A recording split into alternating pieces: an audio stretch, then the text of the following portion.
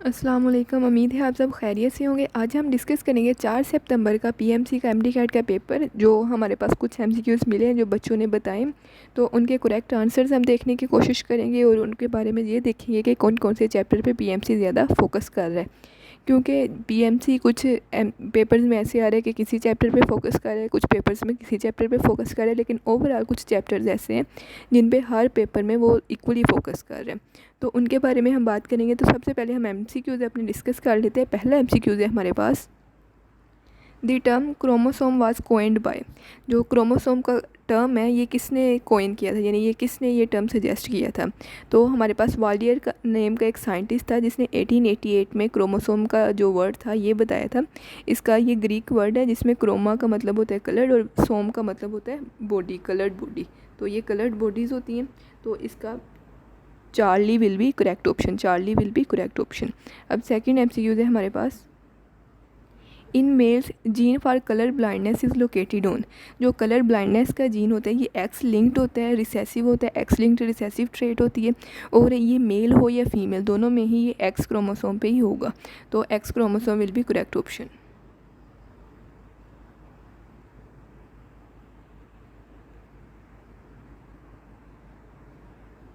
Next third MCQs है हमारे पास, who proposed the chromosomal theory of inheritance. Chromosomal theory of inheritance में ये बताया गया था कि जो हेरिडिटी रोल है वो क्रोमोसोम प्ले करते, कोई और प्ले नहीं करता, यानी प्रोटीन्स नहीं प्ले करती। ये सारा कुछ इनके बारे में बताया गया था। तो ये सटन और बोवेरी ने ये थ्योरी दी थी। तो हमारे पास both alpha and beta will be correct option. जो डेल्टा वाला आंसर है वो ये करेक्ट होगा। नेक्स्ट एमसीक्यूज है हमारे पास, which of following is called sex linked disease. Sex linked disease हमें पता है दो तरह की डिजीज़ होती है, एक ऑटोसोमल डिजीज़ होती है और एक सेक्स लिंक्ड डिजीज़ होती है। जो सेक्स लिंक्ड डिजीज़ होती है वो सेक्स क्रोमोसोम से पाई जाती हैं, जैसे हीमोफीलिया या कलर ब्लाइंडनेस है। यहाँ पे कलर ब्लाइंडनेस का ऑप्शन है तो delta will be correct option. Next question number 5 है, which of the following statement is true about the ends of chromosome. जो क्रोमोसोम्स के एंड्स होते हैं ना इनको हम टीलोमेर्स कहते हैं। टीलोमेर्स ये नॉन कोडिंग डीएनए होता है जो क्रोमोसोम्स के एंड पे प्रेजेंट होता है, इनको टीलोमेर कहते हैं। ये क्रोमोसोम को किसी भी डैमेज से प्रोटेक्ट करते हैं और जब भी सेल डिवाइड करता है तो इनकी ये लेंथ शॉर्ट हो जाते हैं, मतलब कि each time cell divides it shortens. तो ये telomeres will be correct option. Charlie वाला करेक्ट ऑप्शन होगा क्वेश्चन नंबर 5 का।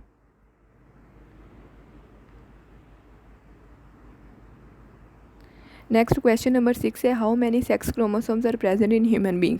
तो ह्यूमन बींग में दो सेक्स क्रोमोसोम्स होते हैं जो कि एक पेयर में होते हैं। मेल में एक्स वाई होता है एक पेयर और फीमेल्स में एक्स एक्स होता है एक पेयर। तो एक pair will be correct option, alpha will be correct option. Next question number 7 है, who was the first person to observe the chromosome. कौन सा फर्स्ट पर्सन था जिसने क्रोमोसोम्स को ऑब्जर्व किया था। तो जो हमारे पास वाल्डर फ्लेमिंग था उसने सबसे पहले क्रोमोसोम्स को ऑब्जर्व किया 1878 के में, और उसने उनको क्रोमेटिन का नाम दिया। जो हमारे पास डेल्टा में हूफमेस्टर है इसने अल्टरनेशन ऑफ जनरेशन को ऑब्जर्व किया था। तो जो बेस्ट ऑप्शन है वो alpha will be correct option.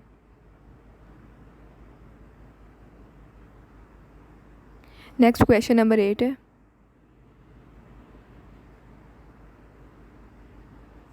Which of the following statement is true about the metaphase. जो मेटाफेस होती है इसमें क्रोमोसोम्स ने क्या करना होता है, अलाइन करना होता है। यानी जब मेटाफेस होती है ओवरऑल क्रोमोसोम्स की जो थिकनेस होती है वो क्या हो रही होती है, इंक्रीज थिकनेस होती है और वो लेंथ में शॉर्ट हो जाते हैं।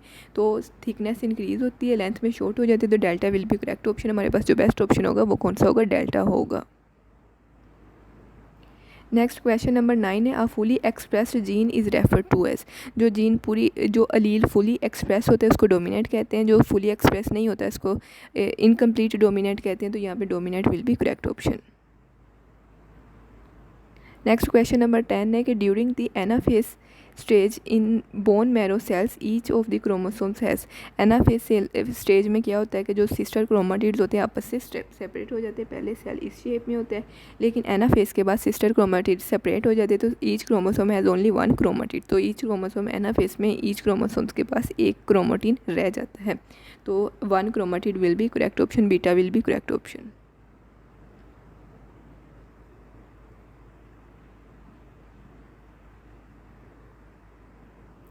क्वेश्चन नंबर 11 है, if 3 ribosomes attach to single messenger RNA at different points then how many similar proteins will be formed. ये वाला कोई भी मुश्किल एमसीक्यूज़ नहीं है, ये आपने कंसेप्ट पढ़ा हुआ है पॉलीजोम्स या पॉलीराइबोसोम्स, जिसमें एक मैसेंजर आरएनए पे कई ज़्यादा राइबोसोम्स अटैच हो जाते हैं, तो वो एक ही प्रोटीन को बना रहे होते हैं, यानी सिमिलर प्रोटीन्स नहीं कोई भी बन रही, सिर्फ एक ही प्रोटीन बन रही है। तो इसका डेल्टा जो है वो करेक्ट ऑप्शन होगा हमारे पास कि नो सिमिलर प्रोटीन्स, क्योंकि सिर्फ एक प्रोटीन बन रही है। सिमिलर का लफ्ज़ दो प्रोटीन्स के लिए यूज़ होता है, लेकिन पॉलीजोम में सिर्फ एक प्रोटीन बनती है।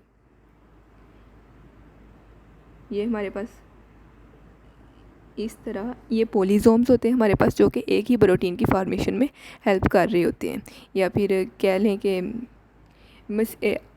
मतलब एक ही प्रोटीन की फॉर्मेशन में हेल्प कर रहे होते हैं। तो हमारे पास delta will be correct option.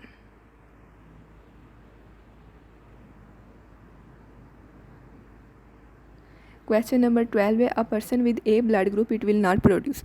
जिसका ए ब्लड ग्रुप होता है ना, उसमें एंटीजन ए होता है, लेकिन वो एंटी बी एंटीबॉडीज़ प्रोड्यूस कर रहा होता है, यानी वो एंटी ए एंटीबॉडीज़ प्रोड्यूस नहीं करता। A person with blood group A do not produce anti A antibodies, तो alpha will be correct option. वो एंटी बी एंटीबॉडीज़ प्रोड्यूस कर रहा होता है, एंटी ए एंटीबॉडीज़ वो नहीं प्रोड्यूस करता, तो अल्फा हमारे पास करेक्ट ऑप्शन होगा। नेक्स्ट क्वेश्चन नंबर 13 है, RH blood group systems are. जो RH ब्लड ग्रुप सिस्टम है ये पॉलीजेनिक होते हैं, 3 जीन कंट्रोल करते होते हैं CDE, तो ये पॉलीजेनिक ट्रेट है। क्वेश्चन नंबर 14 है, विच of following is not present in composition of endoplasmic reticulum. Composition का मतलब होता है कि जो उसकी फार्मेशन में रोल प्ले करता है, तो उसकी फार्मेशन में जो चीज़ रोल प्ले नहीं करती वो कोलेस्ट्रॉल है। उसके अंदर कोलेस्ट्रॉल सेंथिसाइज तो होता है, लेकिन उसकी फार्मेशन में उसकी स्ट्रक्चर में उसका कोई रोल नहीं होता, तो cholesterol will be correct option.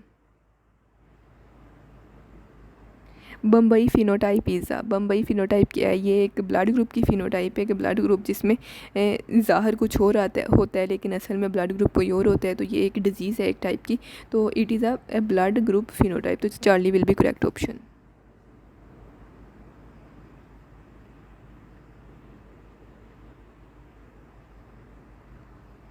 Question number 16 है, dash interact with environment to produce dash.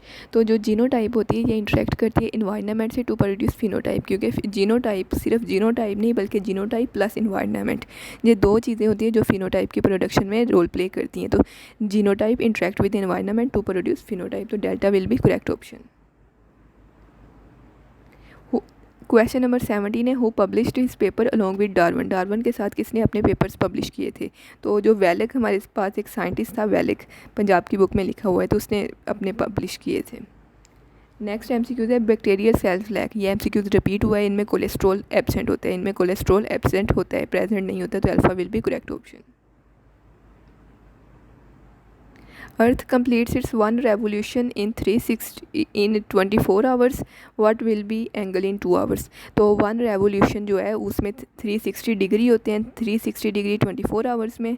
तो अगर हम 1 डिग्री की बात करें तो 1 आवर की बात करें तो उसमें 15 डिग्री, 2 आवर की बात करें 30 डिग्री जैसे।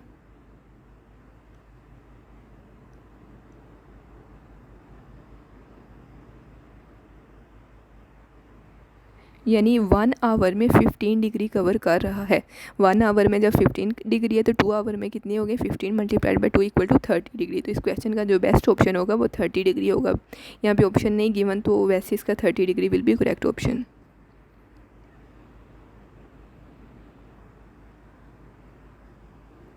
How many pi radiance in 930 degree. 930 degree में कितने पाई रेडियंस होते हैं? तो इसको पाई में कन्वर्ट कर देना है, 930 multiplied by pi divided by 180।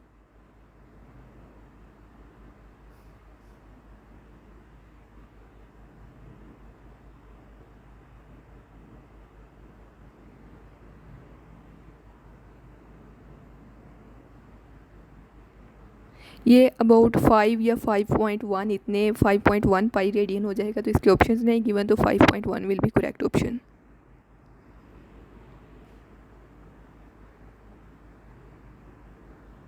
Next question number 22 है कि which relation is correct for monatomic gases. Monatomic जो गैसेस होती हैं उनमें क्या रिलेशन करेक्ट होता है। तो इसमें आपको गैमा की वैल्यूज़ याद होनी चाहिए कि मोनोटोमिक गैसेस में 1.67, डाईटोमिक में 1.40 और पॉलीटोमिक में 1.33। तो 1.67 यहाँ पे गिवन है, तो 1.67 will be correct for monatomic gases. Next question number 23 है, a body is displaced by 2 metre, find the work done by the force of 30 newton. तो सिंपल इसमें वर्क का फार्मूला लगाना है F.T। तो यहाँ पे थीटा वगैरह कोई दिया नहीं है, इसको हम कंसीडर नहीं करेंगे। तो 30 मल्टीप्लाइड बाई 2 इक्वल टू 60। तो 60 joule will be correct option.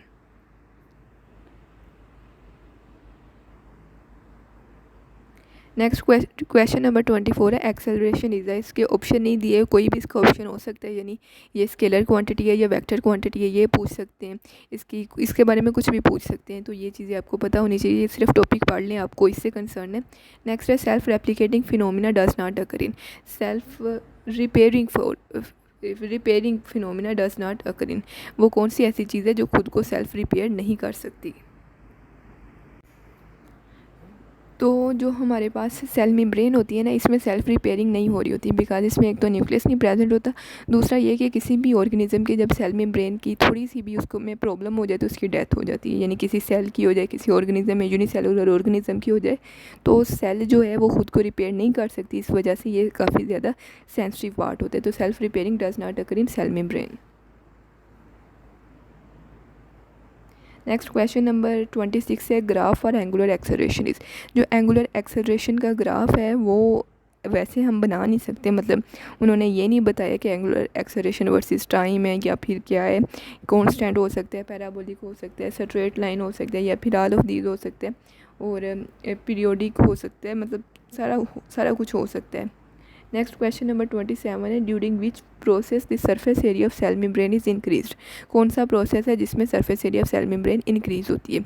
Similarly अगर हम देखें तो जो सेल मेम्ब्रेन की सरफेस इंक्रीज़ हो रही होती है वो एक्सोसाइटोसिस में इंक्रीज़ होती है। एक्सोसाइटोसिस में इंक्रीज़ होती है जब एज अ पार्टिकल वो रिमूवल होती है किसी भी चीज़ की। तो exocytosis will be correct option.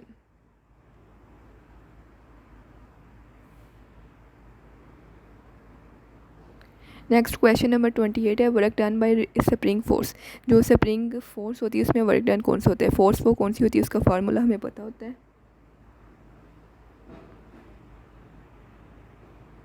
क्योंकि ये फोर्स नेगेटिव है तो इसका वर्क डन भी नेगेटिव होता है, तो negative will be correct option.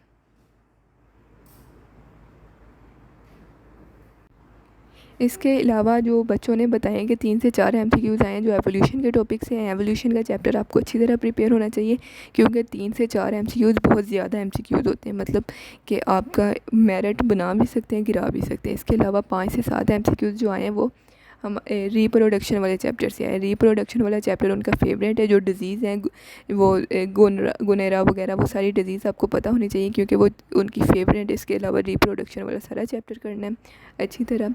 और स्ट्रक्चर ऑफ स्केलेटल मसल से 2-3 MCQs है, ये नॉर्मल बात है। हार्मोन से 1 MCQs है, ये भी ज़्यादा परेशानी वाली बात नहीं है। केमिस्ट्री में वो ऑर्गेनिक केमिस्ट्री को ज़्यादा फॉलो कर रहे हैं, तो ये भी आपने ऑर्गेनिक केमिस्ट्री को ज़्यादा फोकस करना है। तो ये थी 4 सितंबर के MD कैट पेपर की डिस्कशन। जज़ाकल्लाह, थैंक यू वेरी मच।